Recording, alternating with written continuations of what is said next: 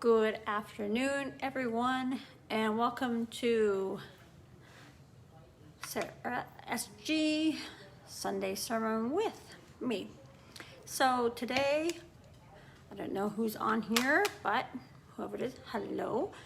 And I wanted to talk today about confidence or conceit and what these things mean to you. What is the difference? Do you know the difference? So I'm just gonna wait until we've got some people on here and see what's up with everyone today.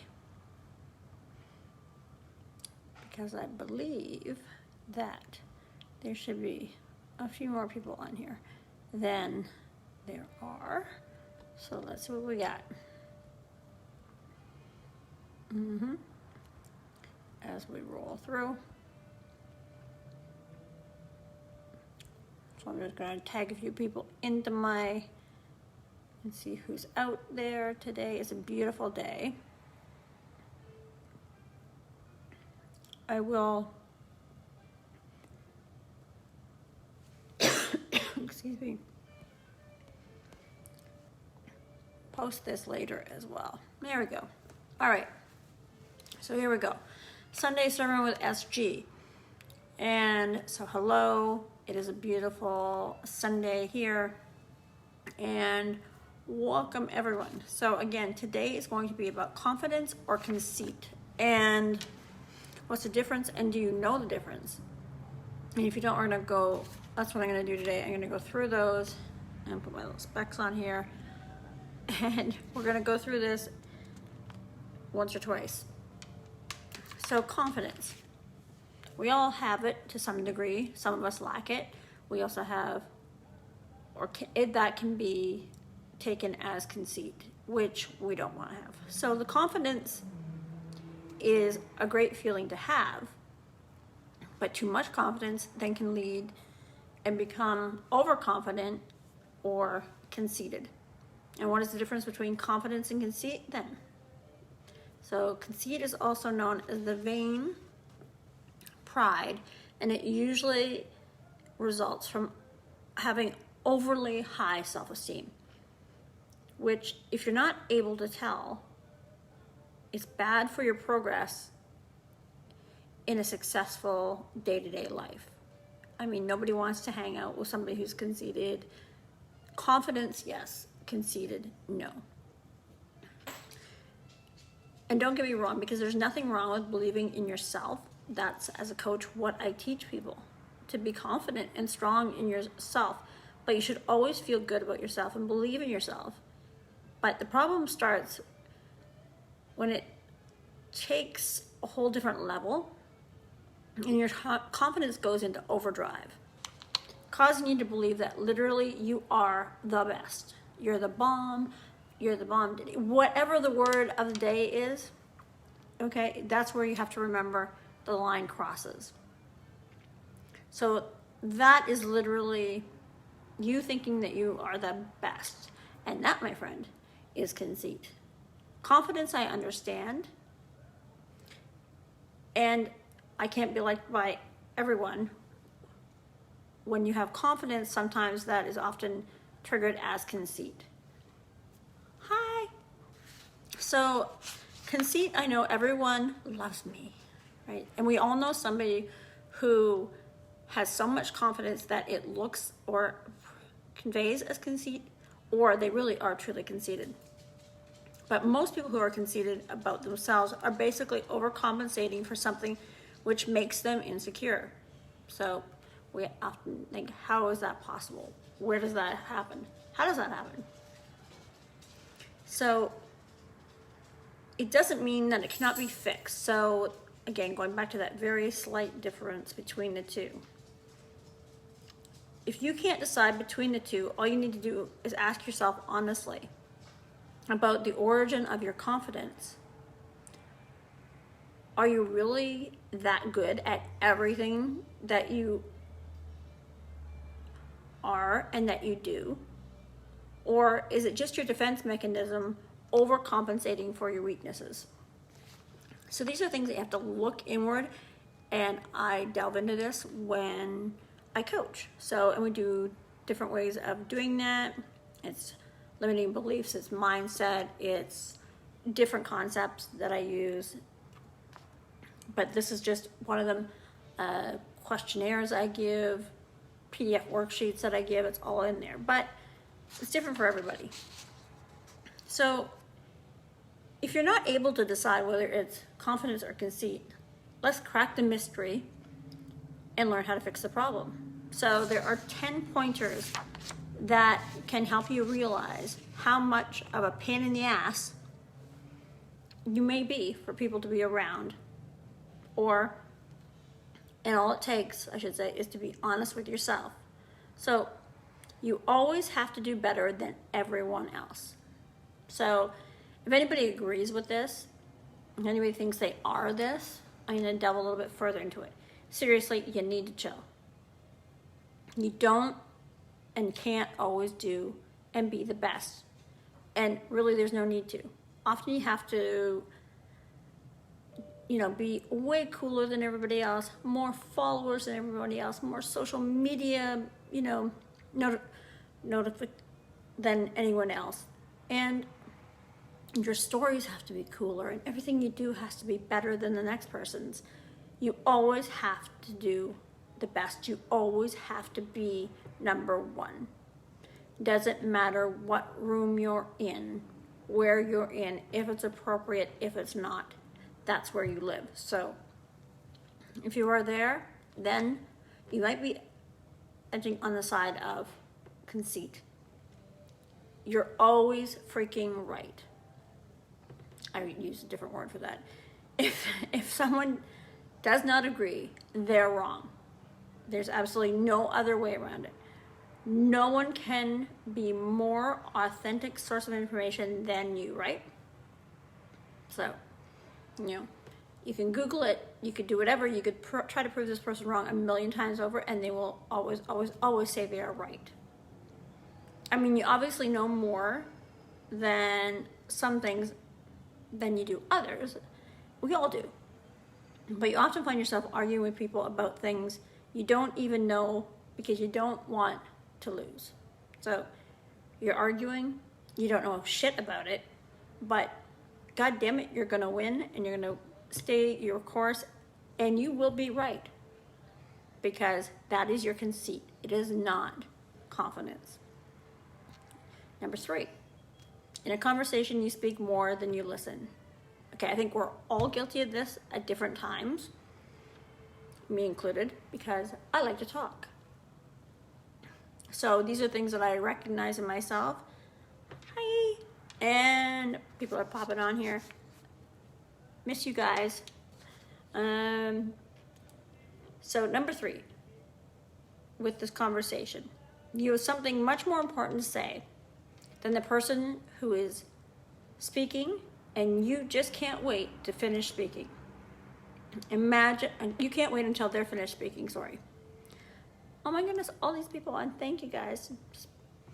Imagine the same happened to you. It doesn't feel good, right? So somebody's constantly trying to take over the conversation. And in that, they're also always right. So taking over the conversation, absolutely always uncategorically right. You could show them anything. You could show them the book with the information, but no way. They're not going to give. They are right. 4, you can't ask for anyone's help. So people who are conceited versus people that are confident. You need the help, but you can't ask for it. I mean, are they even your friends? If they don't have a psychic connection to your brain, they should come rushing to help you whenever you need it. But you should never have to request for anyone's assistance, right? So everybody's going to read your mind. You want help, you need help, but you're not willing to ask for it. Everybody has to be a mind reader. So think about these things as we go through. You deserve all the credit, always, all the time, 100%. It is always you. You always single-handedly make everything happen. Teamwork doesn't exist. You did all the work. There's no reason for you to mention other people who were in the group. It's just and was just you, the whole thing. So I think we've all been in these situations, whether it's school, whether it's workplace, whether it's, just in family. And there's always that individual. So you have, again,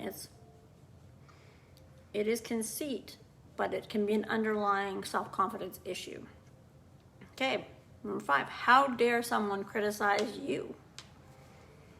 I thought we already discussed it. You're the best. So, can someone criticize the best? There is no such thing as constructive criticism to someone who is conceited. There's just not. It's all bullshit.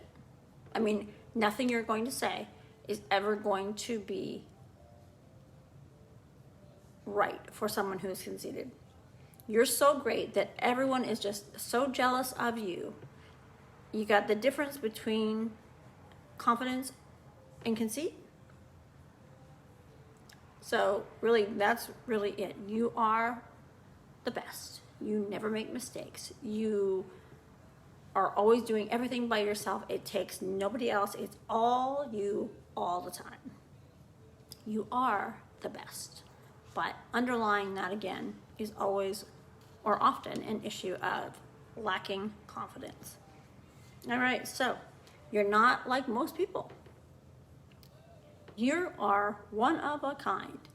There's a higher chance of them finding 2 identical snowflakes than finding another person like you.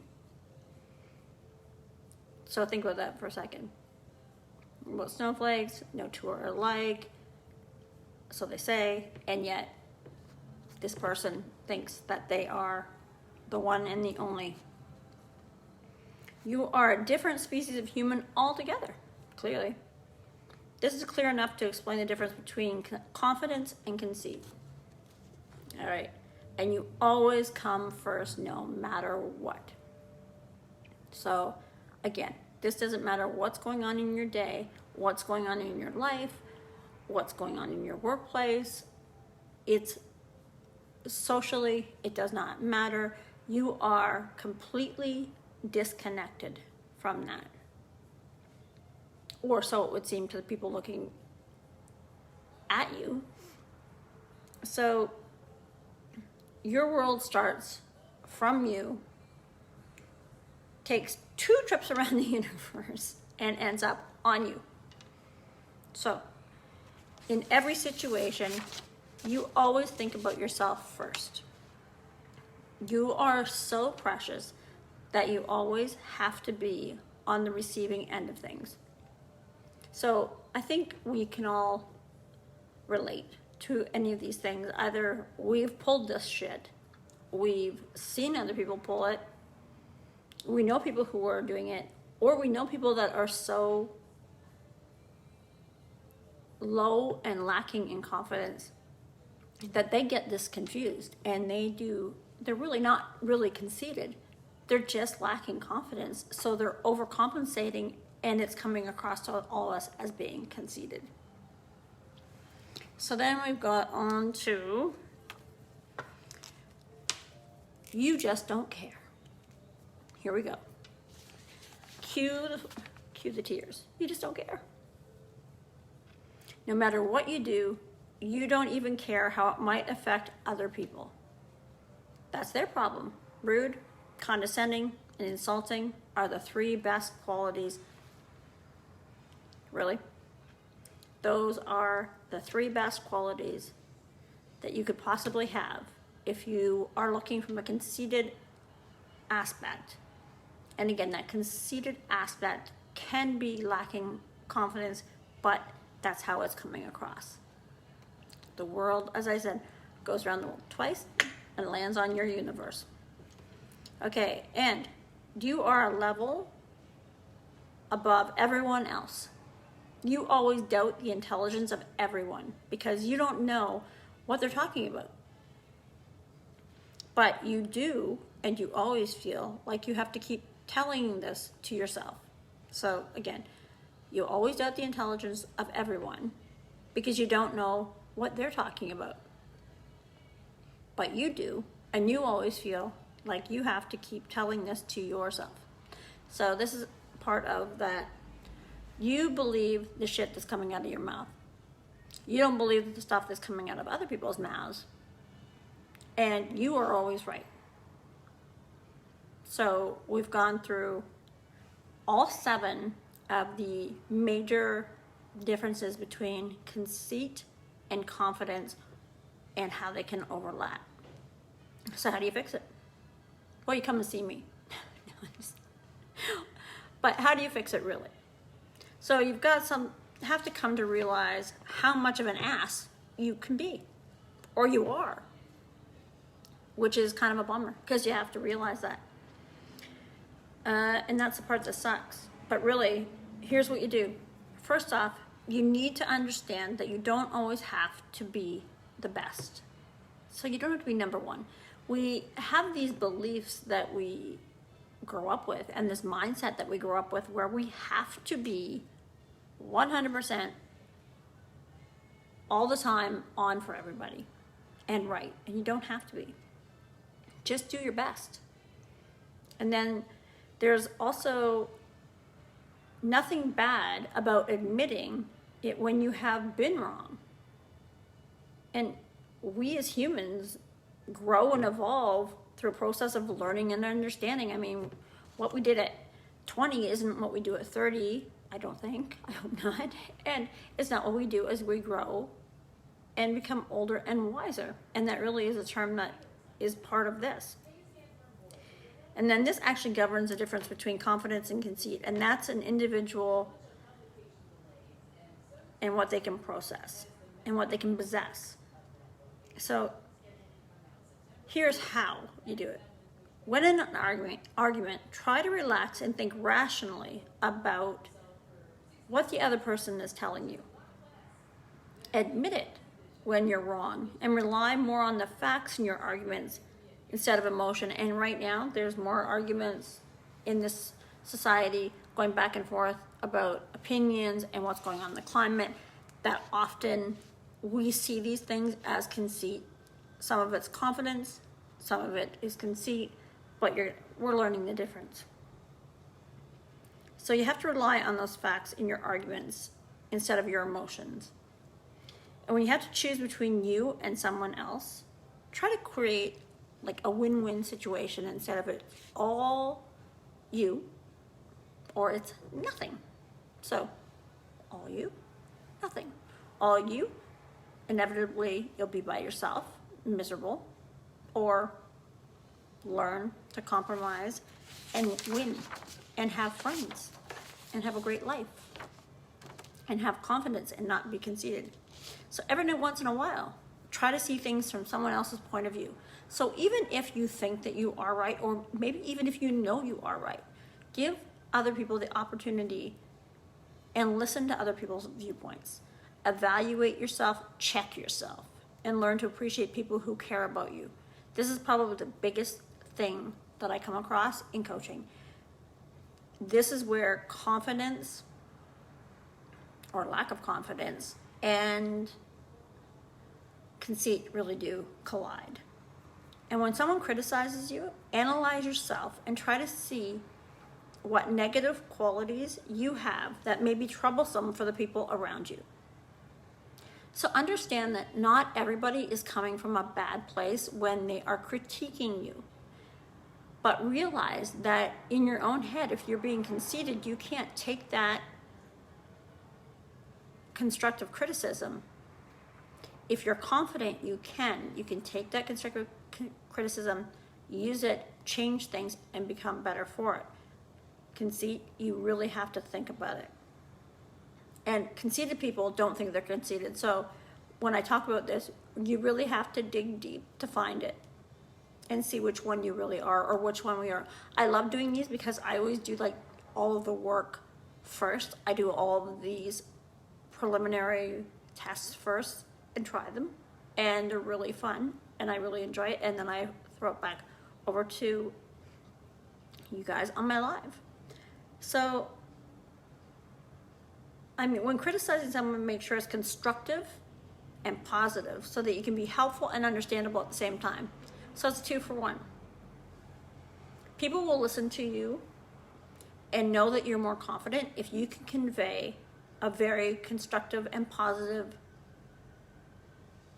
understanding and helpful delivery of whatever it is that you're trying to approach them with.